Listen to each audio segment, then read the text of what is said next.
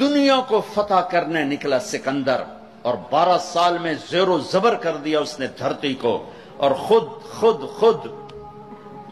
32 سال 10 مہینے اور 8 دن،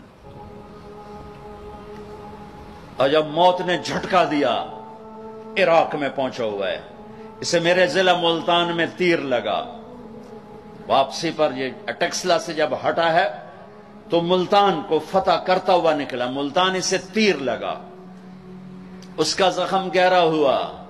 اس نے اس کے بدلے میں میرے ضلع کے کتے بلے بھی ذبح کرواتے، انسان تو ذبح کرواتا تھا، انہوں نے کہا کوئی جاندار آنکھ زندہ نہ بچے،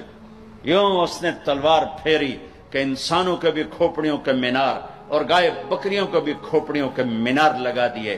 اور وہی زخم پھر بابل عراق میں جا کے موت کا سبب بنا، جب موت نے جھٹکا دیا۔ 32 سال 10 مہینے 8 دن یا 12 دن اس کی عمر تھی، اس کی آخری خواہش سنو، آخری خواہش، کوئی ہے جو مجھ سے میری ساری سلطنت لے لے اور مجھے چند دن زندگی ادھار دے دے، میں اپنے دیس میں مرنا چاہتا ہوں۔ عراق، آگے ترکی، آگے مقدونیہ،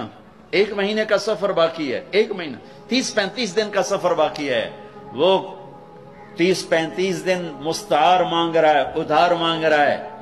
لاکھوں انسانوں کو ذبح کر کے کھوپڑیوں کے مینار بنانے والے کو اللہ نے چوہے کی طرح بے بس کر کے مارا، اور ساری دنیا کو ڈنکے کی چوٹ پر بتایا کہ کل من علیہا فان ویبقى وجہ ربک ذو الجلال والاکرام۔